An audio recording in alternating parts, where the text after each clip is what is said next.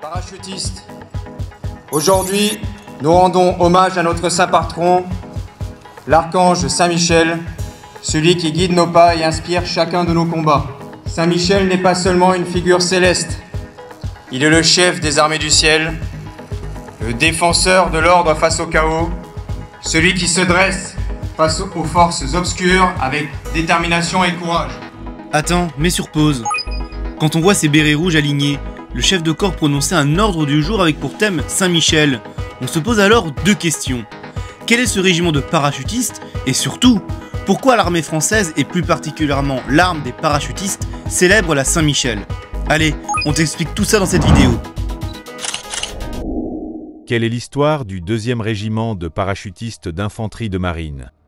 Il faut remonter le temps jusqu'à la fin de la Seconde Guerre mondiale. Le 1er février 1947, le 5e bataillon de parachutistes d'infanterie coloniale est créé à Tarbes. Il est placé sous le commandement du chef de bataillon, André Dupuy. Pendant ce temps, en Indochine, la situation coloniale de la France commence à se dégrader. Le 19 décembre 1946, l'insurrection de Hanoï marque le début de la guerre dite d'Indochine. L'armée française commence à y envoyer des nouvelles unités. En octobre 1947, quelques mois après sa création, un détachement de 700 hommes du 5e bataillon de parachutistes d'infanterie coloniale est envoyé en Indochine. À son arrivée à Saigon, le détachement prend la dénomination de 2e bataillon colonial de commandos parachutistes. Au cours de son séjour, il est très sollicité par le commandement. Il mène plus de 30 opérations aéroportées au prix de lourdes pertes, dont celle de son chef, le commandant André Dupuy, victime d'une embuscade le 9 septembre 1948. Le 1er février 1950, un nouveau 2e bataillon colonial de commandos parachutistes est formé à Vannes. En décembre de la même année, le bataillon est à nouveau déployé en Indochine.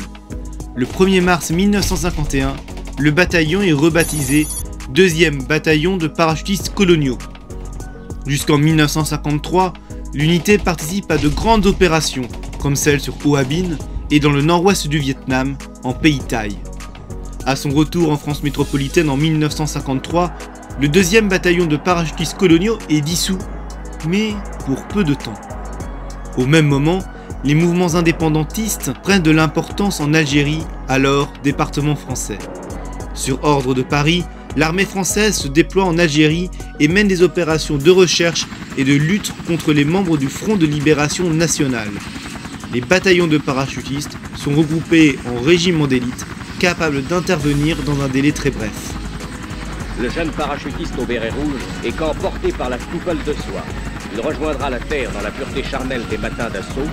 Il sera lui aussi posé pour vaincre. Le 1er octobre 1955, le 2e bataillon de parachutistes coloniaux est reconstitué en Algérie. De l'autre côté de l'Afrique du Nord, en Égypte, la France se retrouve confrontée à une situation géopolitique compliquée. En juillet 1956, le président égyptien Gamal Abdel Nasser annonce la nationalisation de la Compagnie du Canal de Suez, dont les principaux actionnaires sont français et britanniques. En octobre 1956, voyant dans cette nationalisation une atteinte à leurs intérêts, la France et le Royaume-Uni organisent une opération militaire contre l'Égypte. Un des objectifs officieux de la France est d'affaiblir le président égyptien, alors allié du mouvement de libération nationale algérien. Parmi les unités choisies pour cette opération, le 2e bataillon de parachutistes coloniaux. Le 5 novembre 1956, l'opération Mousquetaire est lancée.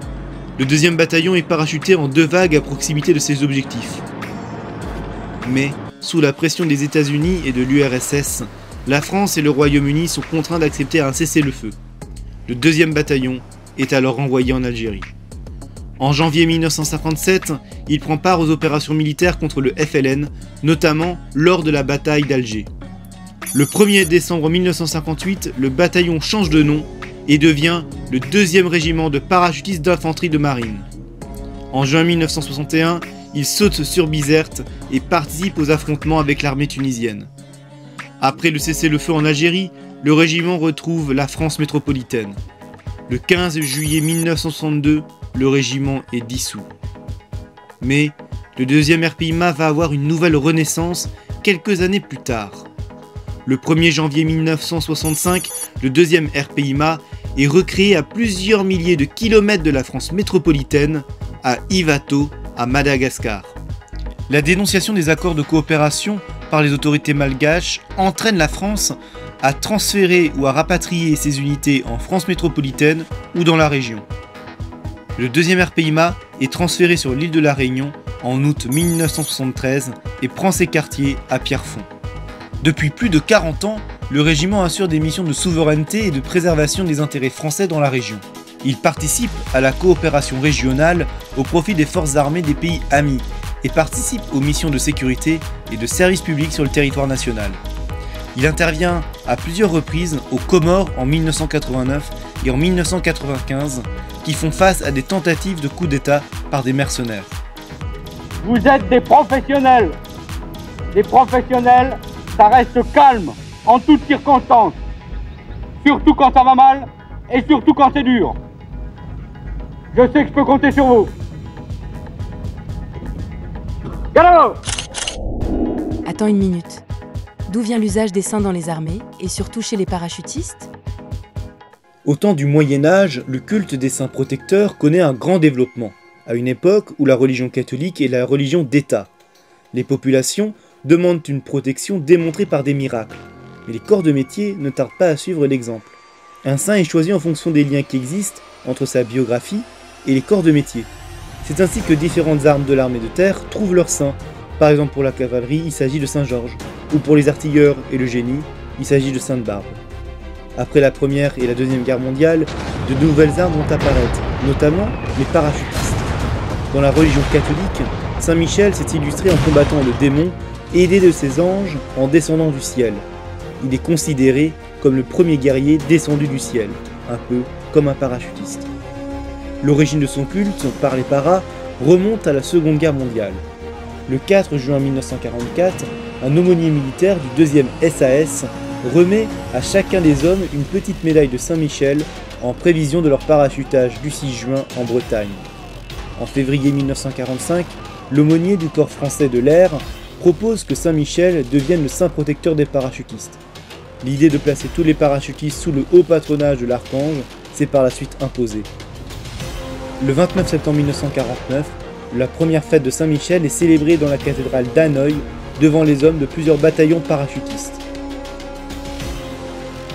Lors d'une célébration d'une messe devant un bataillon de parachutistes, le père Gégaud, aumônier des troupes aéroportées, termine son homélie par ces mots. Par Saint-Michel,